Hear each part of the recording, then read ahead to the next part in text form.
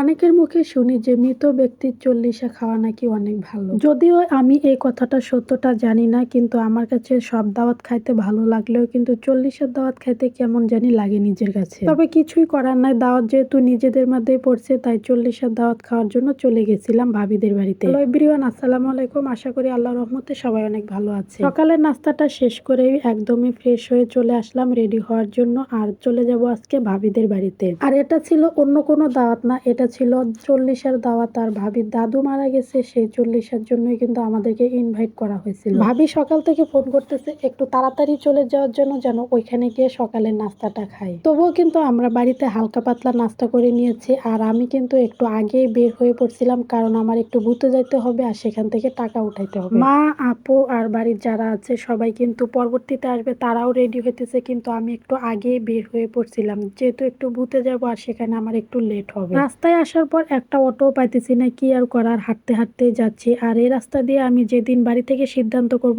অটোতে ওঠার জন্য, সেদিন আর আমি অটো পাই না। তো আমি কিন্তু আদিতমারি থেকে আমার কাজ শেষ করে আবার ভাবিদের বাড়ি চলে আসছিলাম। আমার একটু আগে হলো মা এরা আসছে, আর এসে দেখি যে মা এরা বসে খিচুড়ি খেতেছে, আমিও খেয়ে নিলাম। তো ভাবিদের বাড়িতে একটু রেস্ট নিয়ে আবার চলে আসলাম আমার খালাতো বোনের বাড়িতে।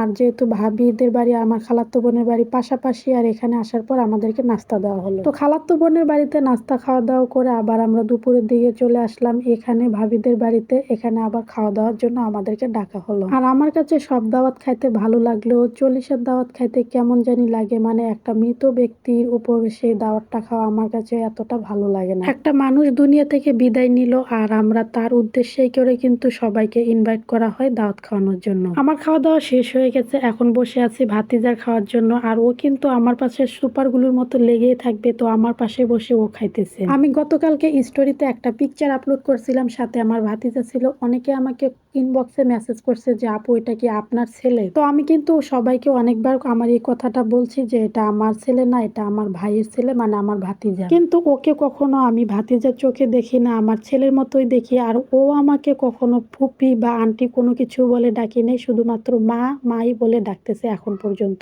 তো আমরা কিন্তু খাওয়া দাওয়া করে আমি আবার আমার এক ভাগ্নি দুইজনে কিন্তু চলে আসছিলাম। আর যেহেতু একটু গরম বেশি লাগছিল, এই জন্য আমরা বেশি লেট করিনি, খাওয়া দাওয়া করে চলে আসছি। আর আজকের এই ভিডিওটা কিন্তু কেউ আমাকে শুট করে দেয়নি, মানে একা একাই শুট করছি, যেহেতু সবাই অনেক ব্যস্ত ছিল আর আমার পাশে ক্যামেরাম্যানও ছিল না, এই জন্য আমি একা একাই শুট করছি। তো থেকে নেমে কিন্তু একটা ঠান্ডা নিয়ে নিলাম, আর যেহেতু গরমটা একটু বেশি, একটা ঠান্ডা না খেলে কিন্তু একদমই চলে না। হাঁটতে হাঁটতে কিন্তু অলরেডি আমি বাড়ির পাশাপাশি চলে আসছে, আর একটু গেলে আমার বাড়ি। তো আজকের মতো এখানেই বিদায় নিচ্ছি, দেখা হচ্ছে আপনাদের সাথে নতুন কোনো ভিডিওতে। সবাই ভালো থাকবেন, সুস্থ থাকবেন।